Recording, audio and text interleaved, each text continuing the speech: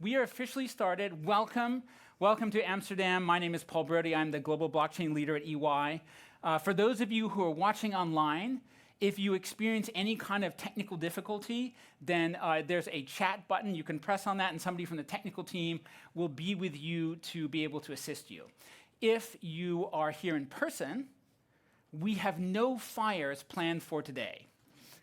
So if the fire alarm goes off, that means we're having a surprise fire, which I think is really most of them, and you should actually just proceed calmly without yelling or shouting to the nearest exit. And that's why we have to have that little middle section there kind of available so that you can actually get there. So that's kind of the preamble. So now let me talk about sort of what we're aiming to accomplish over the next couple of days and where we are. This is, today, officially, actually, is my 10th anniversary as an EY employee. And thank you. I will confess, EY put up a little announcement on their website April 1st, 2015, and I confess I was a little miffed that they did it on April Fool's Day. Like that, could they have not waited like one more day to put the announcement up, right? That was a little disappointing.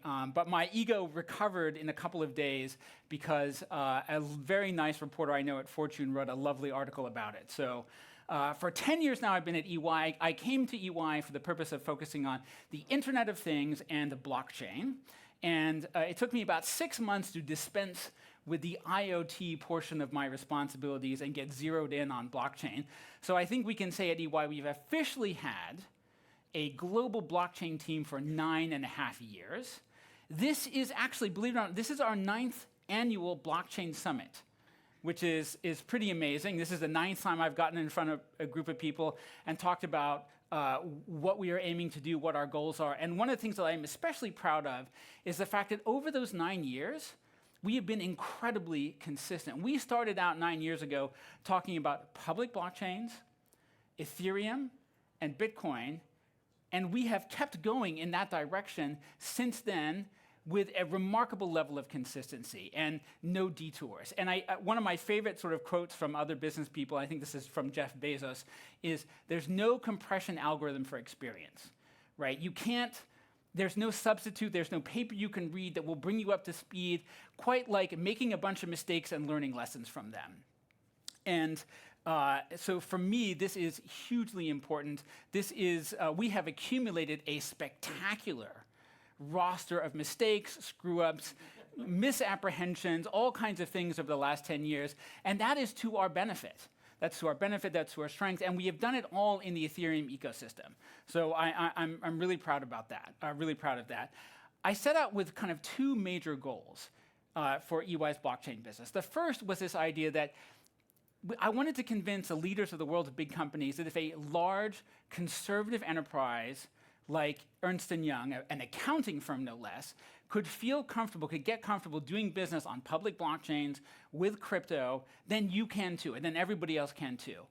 I personally think we can pretty much declare victory on that one. It doesn't mean that everybody is on board, but I think there really isn't a lot of controversy over this anymore. You can safely and legally transact on blockchains and public blockchains and with crypto assets without going to jail. So that part is I think we can declare victory on.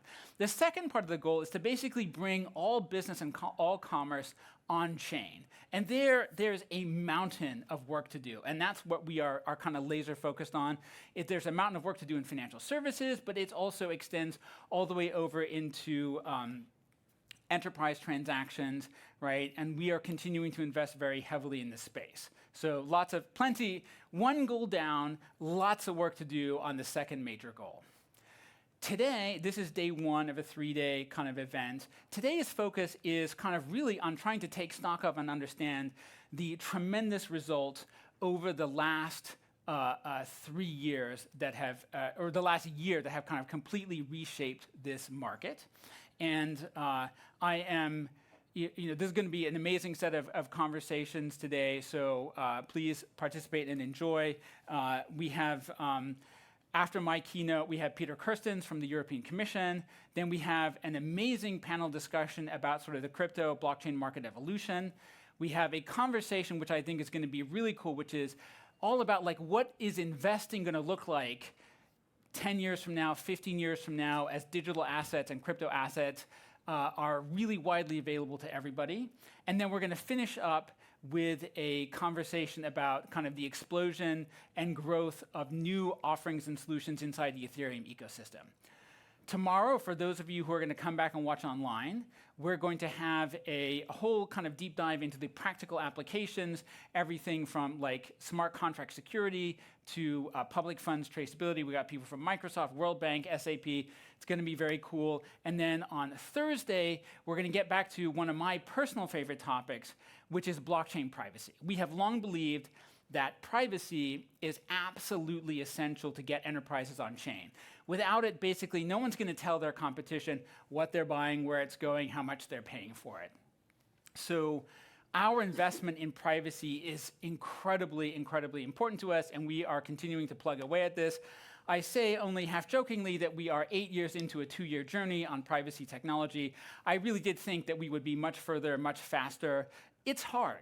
It's super hard, and I know this because there are only a few other firms in this space that are doing serious privacy work, and they're having as much trouble as we are, right? It's not easy stuff. It is some of the most difficult math you can do. I used to think I was fairly good at math. It turns out I barely understand the most basic kind of math compared to the people that we have in our team. For those of you who get continuing professional education, if you are watching, we are offering it. To get CPE, you have to answer a few questions. If you're watching online, you have to like tick the box, right? So please remember to do that. And again, if you have any technical issues with those that Q&A, then there's a help button, and you can talk to somebody in our blockchain environment. This is, as I said, it's our 9th summit. We started off in San Francisco. We had a couple more in New York. We had, during the pandemic, we had 2, which came to be known as the clothing optional summits, at least for the viewers. Now we've just been back in Europe for the last 3 years, 2 years in London, and here we are in Amsterdam today. So I think that kind of covers all of my opening messages, and I'm going to take us directly into my opening talk, if you are all ready for that. Excellent.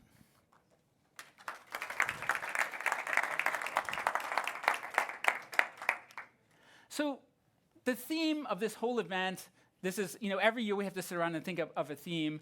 And this year it's Into the Sunshine, right? Because it's very clear that we are entering into what I think is going to be like a 20, 30, 50-year kind of long-term growth experience for blockchain technology and crypto assets. And sure, there are going to be ups and downs along the way. But when you go and you map out kind of big technological transformations, they don't happen overnight. Even though the technology is possible, human beings, businesses, enterprises, processes, governments, they take time to adapt. And so my expectation is we're really at the beginning, if you compare to other industries, of something in the range of 20 to 25 years of sustained growth. As I tell a lot of younger people, like, you can ride this train to retirement. Like, it's going to be going for a long time. And I've got sort of 5 topics to cover today. First, take a little bit of stock of the last year. I call this revolution by acceleration because the destination is the same, but the speed at which we are going is a lot faster than it was a few months ago. And then I want to talk a little bit about sort of why it's imperative. Why it is absolutely imperative that if you think one day your company needs to be in the crypto and blockchain business, then I would tell you, you need to get off the sidelines now, right? As you get off the sidelines, I think there's a couple of things that you need to think about. Number one, is blockchain and crypto, are they a finance market or are they a technology? And finance markets behave differently than technologies. And so depending on where you are in this market or how the characteristics of the particular segment of the market behave, that will affect, I think, how you think about participating in this market. We can't have a conversation today without talking about the impact of artificial intelligence. It's going to be everywhere in all things, and it is going to impact, although I'm not yet sure how much, the pace of change and adoption. And then lastly, a little bit of a conversation about where you go forward and what EY is sort of here to do, right? This is like all kinds of events where you get free food, you have to listen to some advertising. Disclaimer, you really should not be taking investment advice from me. I mean, even my husband is like, listen, we're going to buy some index funds and, you can have a little money to play with. So,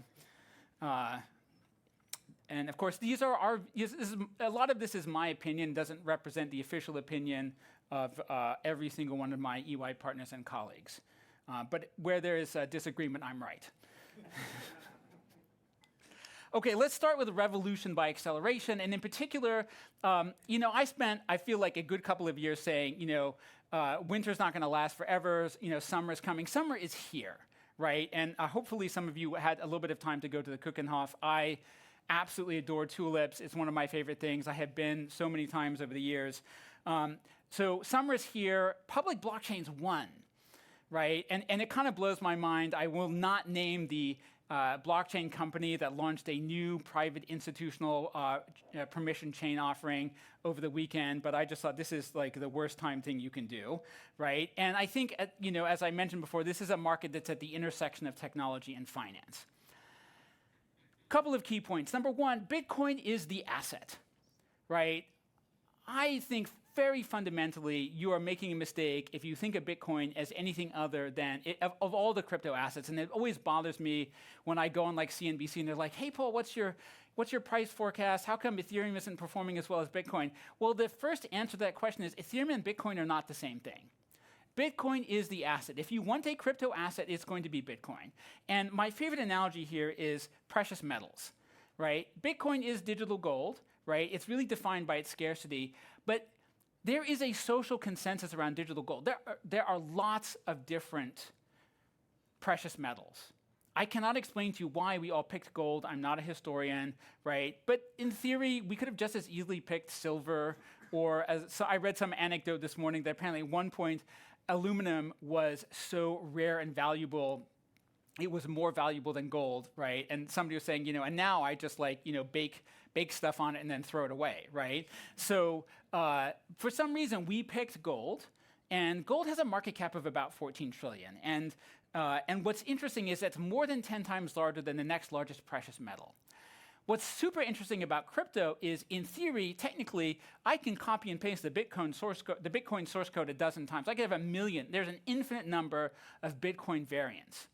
So the only thing that supports Bitcoin is a social consensus. And there is no value in having multiple crypto assets. You're defeating the purpose of scarcity, which means that it's not just that there can be relatively few crypto assets, there can fundamentally be only one. And to give you a sense of how big the gap is between Bitcoin and the next largest, I could call it pure crypto asset, I had to use a logarithmic chart for cryptocurrencies. So don't be fooled, right? Bitcoin is way more than 10 times larger, the next largest one, and really something on the order of 100 to 1,000 times larger than some of the other crypto assets, and an infinite number of times larger than basically every meme coin, right? At the end of the day, Bitcoin, I think, is absolutely going to be dominant as a crypto asset. And if you follow crypto Twitter, I've had a few arguments recently about people who want somehow Ethereum to be both a world computer and a crypto asset, and I think this is unrealistic because the social consensus doesn't really support, I think, multiple items. Ethereum is a platform. Bitcoin is the asset. Ethereum is a platform, right? The technology industry loves a standard, right? TCP, IP, Windows. Windows is 90% of all desktop machines. Android is 90% of all mobile phones. We love a good standard. Ethereum is that standard, right? And there's a special place in the future for people who make charts about how Ethereum is dying and don't include the layer 2 ecosystem, right? 85% of all real-world assets, the vast majority of stable coins, right? Ethereum is an absolutely dominant platform. And it also has something really remarkable, which is a layer 0, a true social ecosystem that supports it. And again, one of my frustrations is, people are like, oh, what about the Ethereum Foundation? And my response to that is, as somebody who's been in this game literally since before the Ethereum Foundation existed, they have delivered everything I could have possibly asked. 4 years ago, the maximum daily transaction capacity of Ethereum was 1 million transactions a day. And if you tried to go over that, whether it was for moving something valuable or creating a meme coin, you kind of blew up the whole system. You sent transaction prices through the roof, right? It cost you $50 to send 5. It got ridiculous. Today, Ethereum's maximum theoretical transaction volume capacity is somewhere in the range of about 350 billion transactions a day, right? You wanted scaling? I think we can check the box, right? And by the way, they managed to do all of that with 0 downtime. What else could you possibly want from an institution that is supposed to support, kind of an infrastructure scalability? Right? They did it carefully, they did it maturely. Every 6 months, they keep kind of repeating some of these improvements. Ethereum is scaling really, really beautifully. Generally speaking, it's hard to kind of lose these kinds of technology standard positions unless you really screw it up, and I see no evidence of really screwing it up. Now, I think this market is going to remain noisy for a while, right? And the big problem here is that platforms in our ecosystem, in blockchain, tend to linger before they die. That's true even outside of blockchain, but it's worse in blockchain. And it's worse in blockchain because a lot of these platforms are underpinned not by businesses, but by foundations. If a business is as unsuccessful as some of the crypto foundations are, the investor would be like, hey, money back, please, right? Foundations don't have that pressure. Right? And so as a rule, there is nobody who can force them to return the money to the investors, and consequently, they go on and on and on, and all of it is on Twitter, right? So we get to hear about it all the time. So I think very clearly the destination that we're all headed towards is an Ethereum public blockchain kind of future. Yes, I'm an ETH maxi, so you probably should not be surprised by this point of view. What has changed enormously in the last year is the pace of change. So this is a chart that I periodically update, which is sort of a big picture of like what's going on where. And what you really see happening here is that if I had made this chart 5 or 6 months ago, the U.S. and the U.K. would be in the in process.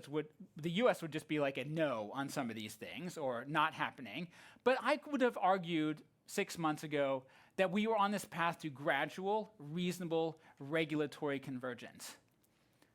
Somewhere in early November, this path to gradual, reasonable regulatory convergence became an all-out race, and the US suddenly came from behind to rocket ahead, right? And the US being the world's largest financial market has a big impact. So what we are seeing here is this incredible acceleration towards the same end destination. I think the end destination is largely the same. However, some of the nuances are different. And in particular, I think there are 6 things that are really genuinely going to be different. First is, if you would ask people kind of pre-Trump, what do you think the blockchain environment is going to be like? They're like, oh, there'll be some permission chains, there'll be some public chains. We are unambiguously headed towards a public chain future. Regulatory compliance. Again, I think a lot of people spend a lot of time, money, and energy to build very sophisticated, like on-chain compliance tools, smart contracts, allow lists, block lists, all kinds of fancy stuff. That's not happening, right? We're back to compliances at the on-ramp and the off-ramp, right? And that is a simpler system, and it leads to a much more deeply, the deep core of the network remains really permissionless, and that's a big deal. Payment systems, right? Stablecoins, CBDCs, tokenized deposits. It's a stablecoin world, right? It is absolutely 100% a stablecoin world. Even the banks are launching stablecoins. They're not launching tokenized deposits anymore. Privacy. There was a sense before it could be very heavily restricted. We were super worried about this. I would say, huge victory, particularly in the US, around privacy technology. The court case in December, and then the removal of Tornado Cash from the OFAC sanctions list. Now, we are not trying to build at EY a money laundering technology, right? And we have gone to great lengths to make our privacy technology unfriendly to bad actors. But the idea that you could just sanction any kind of privacy technology was definitely kind of had a chilling effect, and the removal of that chilling effect is a really positive step. Tokenization, again, specialized tokens for certain types of assets. We are moving away from that. Interoperable ERC-20s, right? And a really good bellwether of everything that's going on is a company called World Liberty Financial. Donald Trump has a direct personal stake in World Liberty Financial, right? They are doing DeFi services on the public Ethereum blockchain using standard ERC20 tokens, right? And then finally, DeFi itself, I think, at least for what we're going to see from the US, is a relatively light touch on the regulatory side of that market. When you add these things up, what it adds up to is much more change, much faster, and a much more, and an ecosystem that looks much, much closer to, I would say, almost a pure, like, public blockchain permissionless ecosystem. It's not going to be completely permissionless. It's not going to be unregulated. But this is the maximally competitive, interoperable, permissionless ecosystem, right? And that means very few barriers to entry, right? You can get into this market easily. The core components of the systems are going to be permissionless and interoperable. There is going to be a very full convergence between traditional finance and DeFi, and it's very clear that the US government has no intention of really protecting the banks from DeFi kind of new entrants, right? There's a little bit of indication of that with a potential ban on yield-bearing stablecoins, but I think the story on that is not yet fully written, right? And I think there's potentially a big challenge there, which is that if you prevent yield on stablecoins, people will still get stablecoins, they will get yield-bearing stablecoins, they will just choose to do so outside of kind of the US regulatory umbrella, which is maybe not what US regulators want. And then lastly, a very rapid pace of change, right? MiCA was a great piece of legislation, thoughtfully introduced, prepared. There was like a whole roadmap in the launch plan. There was all kinds of preparation, and there was a lengthy kind of prep time before MiCA. This stuff is like, we're writing the rules today, they're going to get done in a few months, and probably they will go into effect almost immediately. It's going to be a very, very fast process. So, things moving fast, we're headed towards an Ethereum world with a kind of a very truly permissionless system. As I said, like revolution by acceleration. I believe it's really important, if you want to participate in some part of the digital asset or cryptocurrency market, you have to participate sooner rather than later, right? And I want to sort of lay out my hypothesis for why you need to do that, right? And it really has to do with, it has less to do with the short-term cycle. So we're back to something close to all-time highs. Not quite, and I don't mean asset prices, I mean like sort of revenue, profitability. We don't have a lot of good data points, but Coinbase is a good one in terms of like, it's an indicator of trading, volume, profitability, and they're close to being back to their all-time high.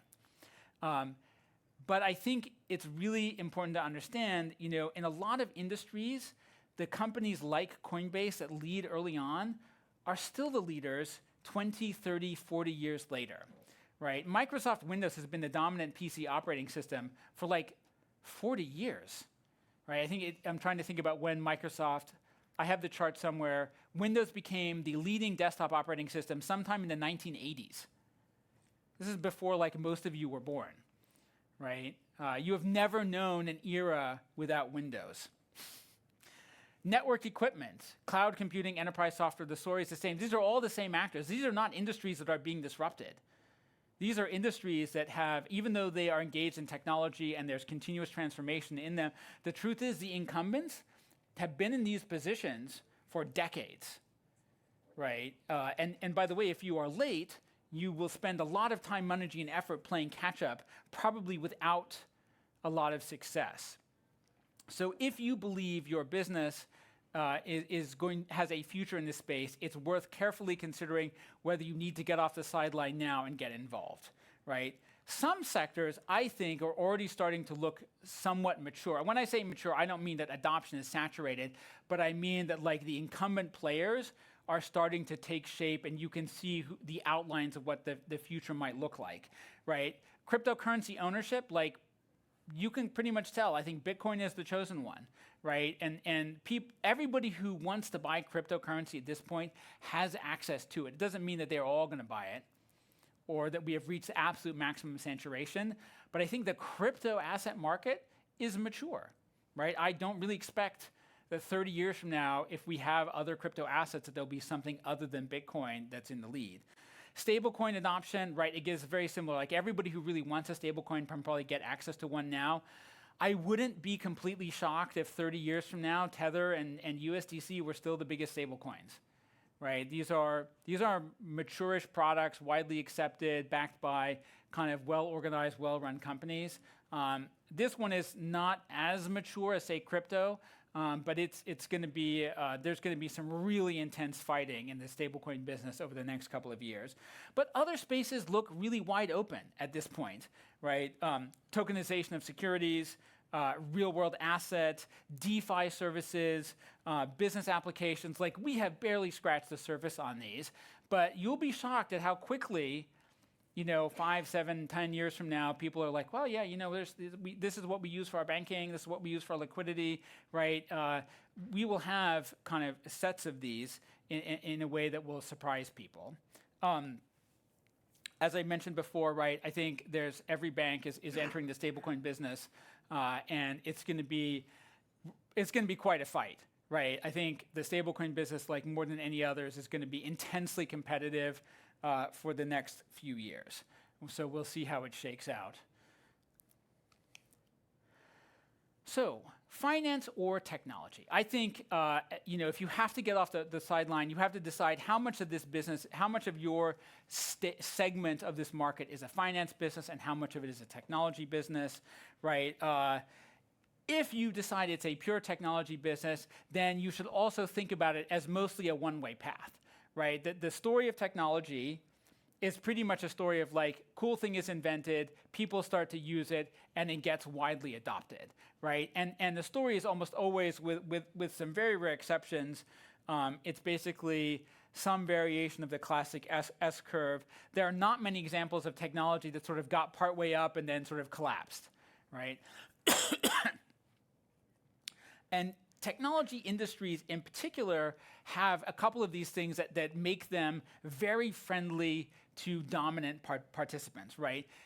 Software is a good example, zero marginal cost. Once you've built a really good application, adding one more user doesn't really cost you anything, right? So you can be extremely aggressive in your pricing and really push hard on new entrants, right? Secondly, network effects.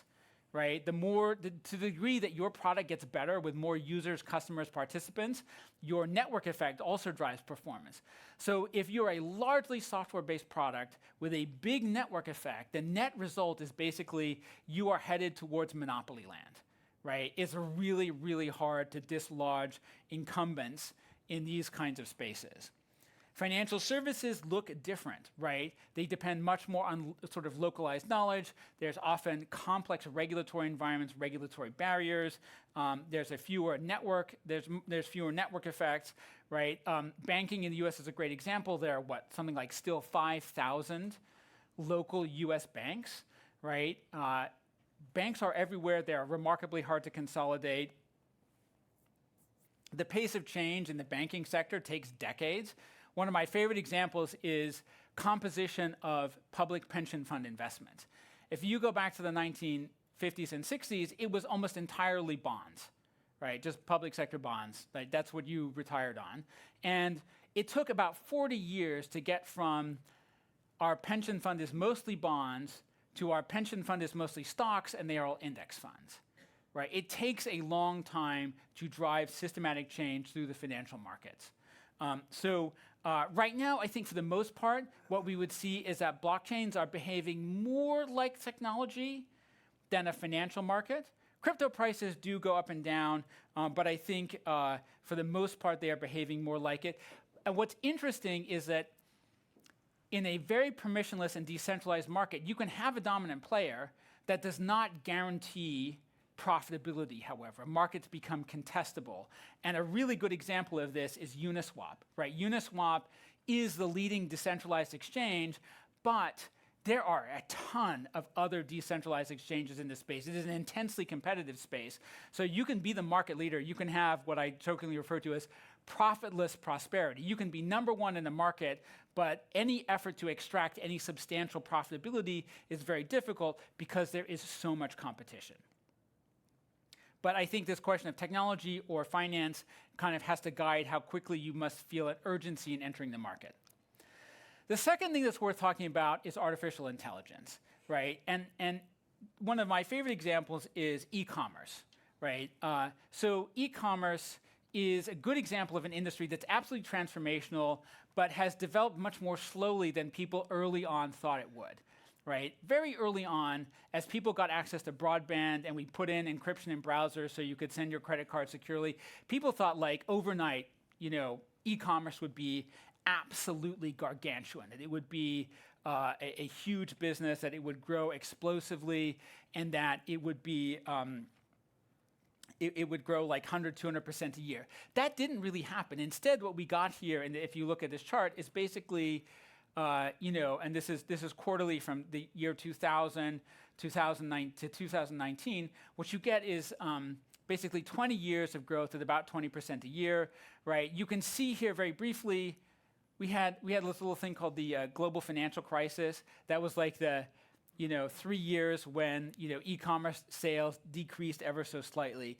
But what was really interesting about this e-commerce transformation was every time you thought you had solved one problem, you ran into another scaling issue. So, for example, the entire global logistics infrastructure was designed to ship pallets of stuff, not individual packages, right? There was a catalog retailing business, particularly in the US, right? That's a history of like Sears, Roebuck. But for the most part, you bought stuff at the store. And there were, interestingly, the US is a really good example again, lots of online commerce, but it was for store managers to buy stuff.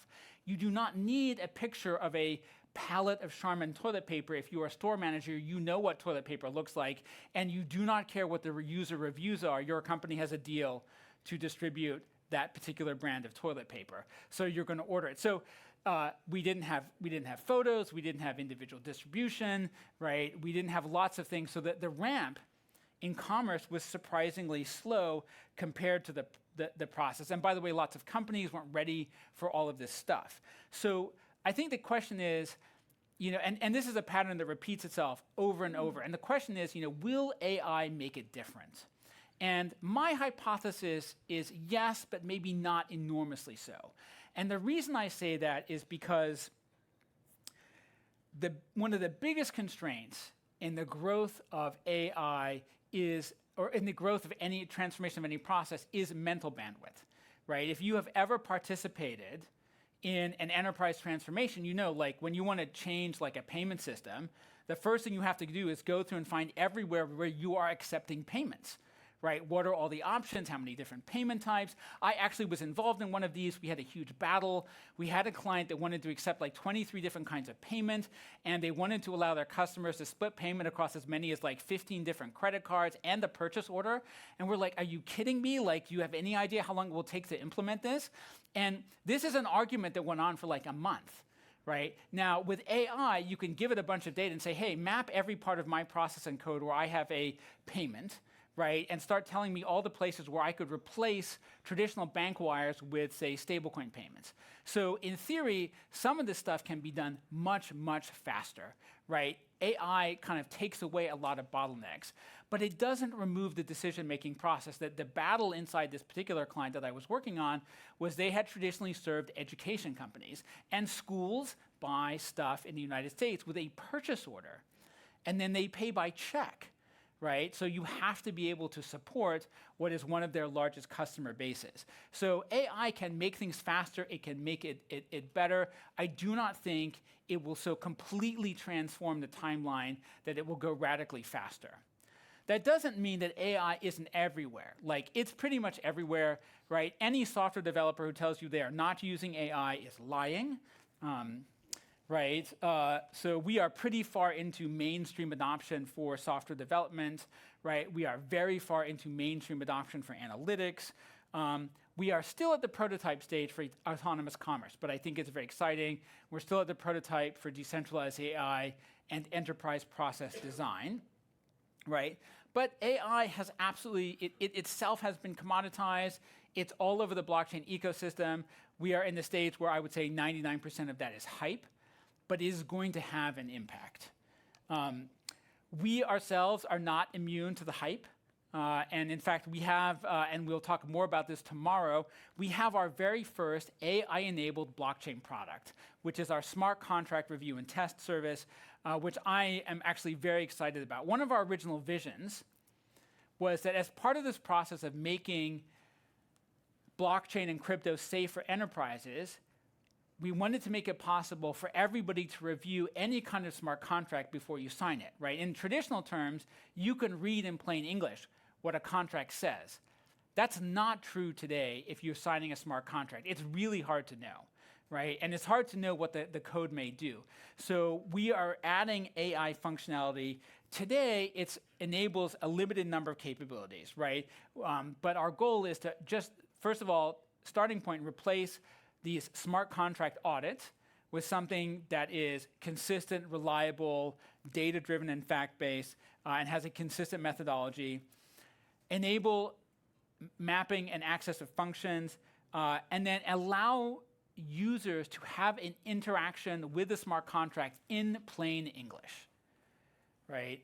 And that's incredibly important. Like, what does this function do? How do I test it? Our end state goal is to be able to say to a multi-contract ecosystem, this is a stablecoin platform with yield. Please evaluate it as such. And we will be able to generate a fully automated set of tests and get you kind of a pretty quick result in terms of, I think ultimately the goal is to be able to do what a smart contract audit is today that takes weeks and costs tens of thousands of dollars, pretty much automatically in less than an hour. We are not there yet, but that's our goal. We want to get to that point. There are hundreds of thousands of smart contracts on chain. Okay, so I've made the argument that the market is accelerating very, very quickly, and that you need to be in this market. So I've made those two arguments, and the question then is, okay, if I need to be in this market, how do I participate in a sensible way? And it is perfectly reasonable for people to feel a sense of nervousness, right? Somebody that I was talking to said, I feel like we're going from an era, and I stole this because I really love it. He said, I feel like we're going from an era of enforcement but no rules to an era of rules but no enforcement, right? And there are a lot of people who are nervous that whatever it is, FTX 2.0 is underway already. We just don't know it yet, right? So it can feel like a casino, right? And there's a big challenge inside that casino, which is you're told, like, hey, you need to go gamble. You need to gamble in this casino, right? Or you need to participate. And our argument is, okay, if you do have to participate, it doesn't mean you have to be reckless. There's no zero risk option, but you can thoughtfully manage your risk. And so our goal is to, as a firm, to assemble a set of services and offerings and solutions that will help everybody who wants to participate in this market, and also to very thoughtfully and carefully manage the level of risk that you are exposed to, right? We have all the traditional things that you would like to see from us: consulting, assurance, tax advice, right? In addition to that, I'm super proud of the privacy research and investment that we are making and the core technology products that we are putting together. In terms of the core technology products around risk management, we have two. There's Blockchain Analyzer. This Blockchain Analyzer kind of comes in two flavors. There's one flavor that we have for our internal audit teams. That's what they use to check every balance at the conclusion of the year and make sure if you gave money to an exchange and they said they bought assets for you, we can look and verify that they actually purchased and are holding those assets. Smart contract review and test, I just talked about, right? That is, we are continuing to build out our maturity. We've been working on this, I think, for more than 5 years now. And again, this is another example of like consistency in terms of investment and knowledge. For 5 years, we have had a smart contract security team, right? And the goal again here is engage in this ecosystem, manage your risk. The other flavor of Blockchain Analyzer is for non-audit clients to verify their transaction data and balances. Our first flagship client in this space is Fidelity. We are checking every one of their transactions every single night, right, as an independent source of data, right? And I think the value proposition in a high-risk environment is very, very high. In terms of doing stuff on chain, we have a number of tools. We have notarization, right? I think it's going to have a huge value proposition around verifying human origin of data and sources, document authenticity. Governments are using it. News agencies are using it. We are currently doing more than 1 million notarization transactions a year, largely led by one of the biggest news agencies in the world. Off-chain traceability, right? Take your products from source to destination, farm to table, wines, blood donations, vaccines, food, sake, fashion, and data center servers. I'm very proud of that. This one in particular, data centers, is the very first time last year, or earlier, I guess it was technically at the end of last year, we did our first pilot of end-to-end traceability under privacy on public Ethereum, which is a really positive step, because without privacy, you can't be granular about how much you have, where it is, and where it is. One of my favorite case examples is the work that we have done with Microsoft around the Xbox video game procurement system. And to me, it proves the simple value proposition of using smart contract automation at scale.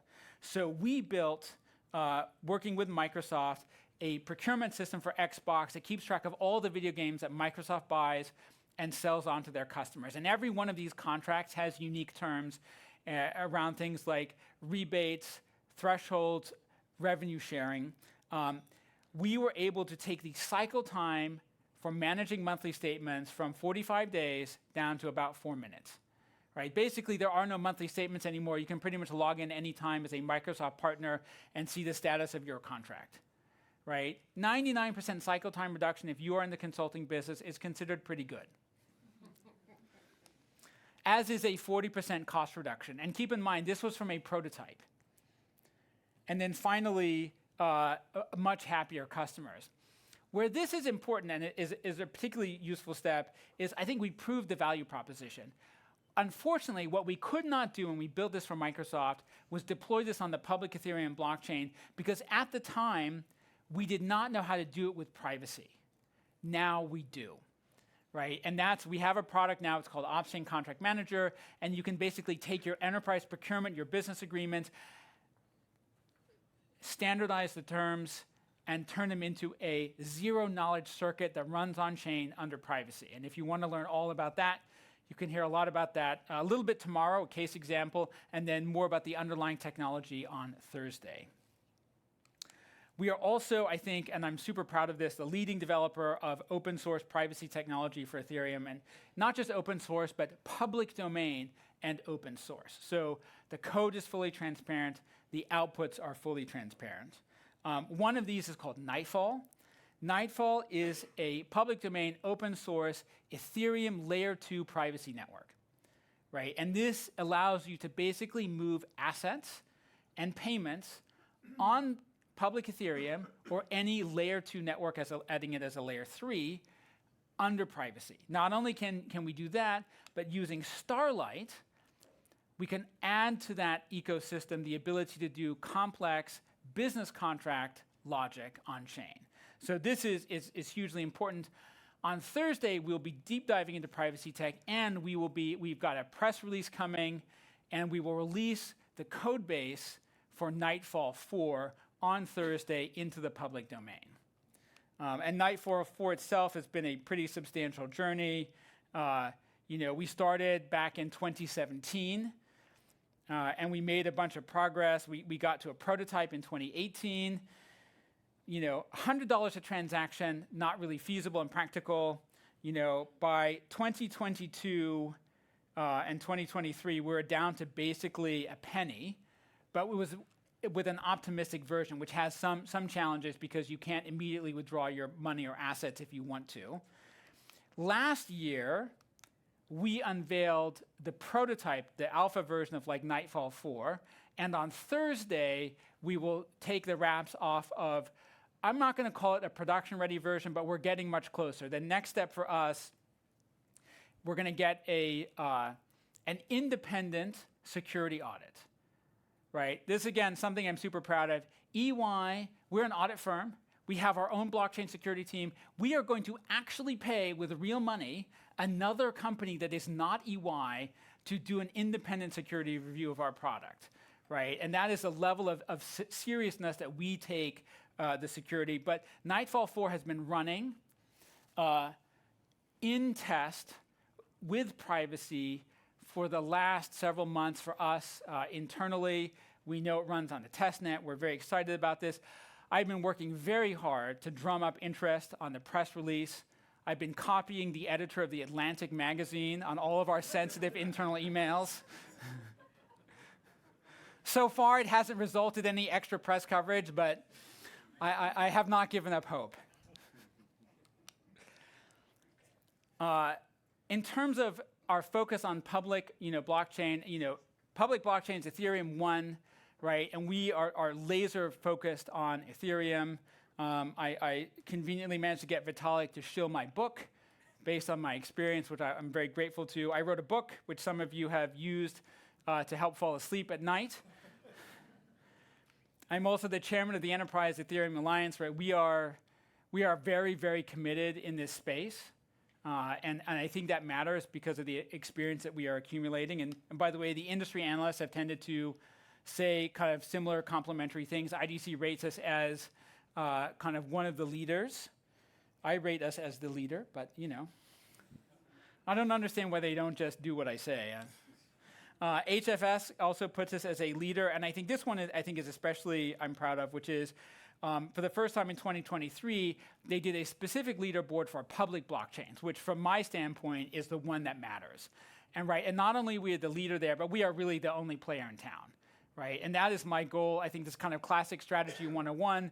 You pick your play, right? It's better to be the best in the biggest market than pretty good or okay at a bunch of stuff. So we are strategically, we're very kind of laser focused on being the best in this Ethereum public space. I want to finish up now with just kind of a closing message, which is I think the time is now. On balance, this is the time to go forward, right? And I think the issue is mostly about how do you participate in this market and manage your level of risk, right? And I think the way to do that, I always like to think of risk as it's something that you divide up into different categories. There's client risk, there's product risk, there's technology risk, there's regulatory risk. I think the most important thing to do is to manage the level of risk and decide how much you are willing to take of each. And hopefully EY gets to be a part of that process. So with that is the conclusion of my talk. Thank you.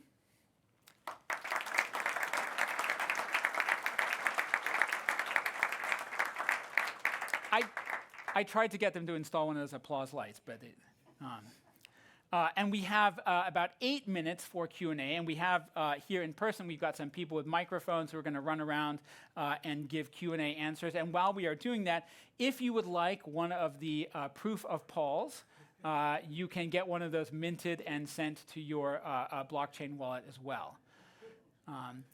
And if there are no questions, I also have a supply of vacation pictures from my family that we can go through. So please, somebody come up with a question. We have a question up here. Because people are watching online, dozens, possibly Thank you. Hundreds are watching online. So, Christopher, Union Investment. We are Germany-based asset manager.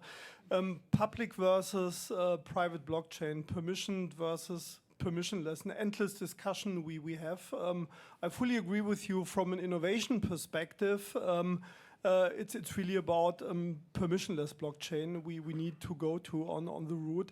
But from a regulatory standpoint, Basel III, SCO 60, I hope it doesn't get implemented, but we would have highly prohibitive charges, regardless whether it's Bitcoin, Ethereum, and other cryptocurrencies, or whether it's just tokenized bonds. We were talking here about 1,250% capital charge.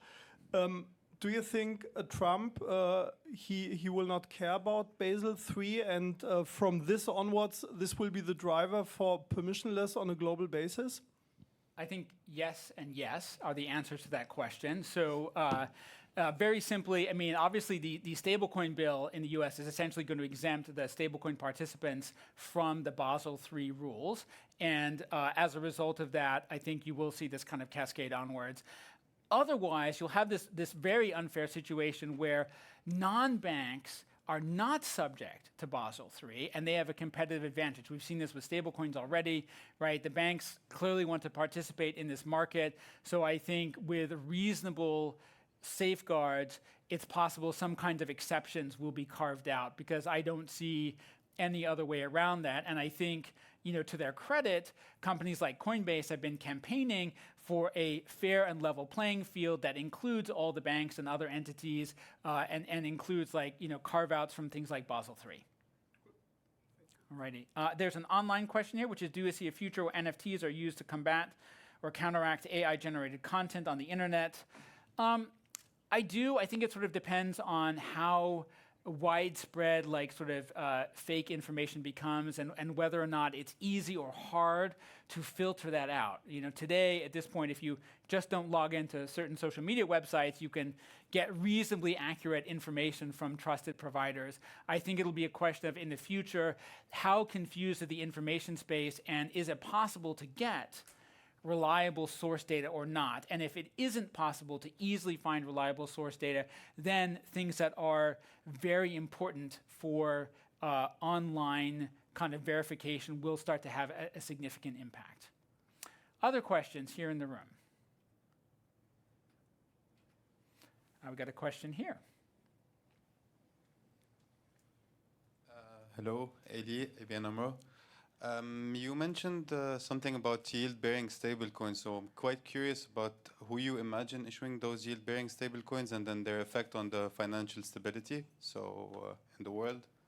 So yield-bearing stablecoins, in some ways, so one of the things that has made the stablecoin business very attractive is the fact that interest rates are high, right? And most stablecoins don't officially provide yield. So if you have a couple $1 billion sitting in the bank, it's generating a lot of cash flow for you.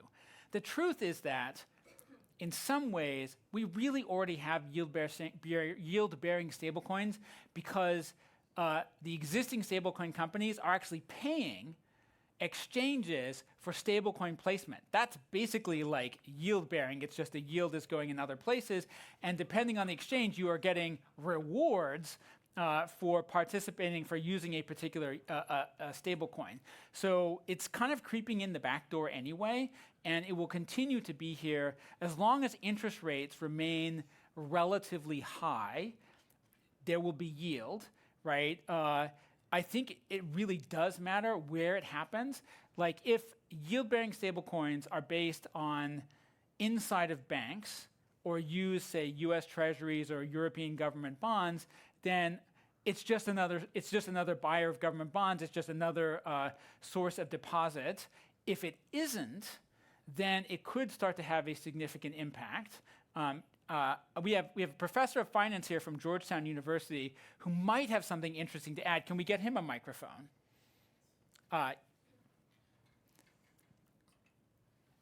There we go. Professor. Yeah, the obvious way to get a yield-bearing stablecoin is to tokenize a money market fund. They're already regulated, so you take a 2A7 fund and just tokenize it. Yeah, and so I think obviously if we have some level of, we want a response. This is good. This is the kind of thing we want going. I mean, yes, I feel a little irrelevant to the conversation now, but. Yeah, but then basically money market fund shares cannot be used as settlement instruments because they are fund shares. They're not, how do you call it? Like bearer assets. Bearer assets.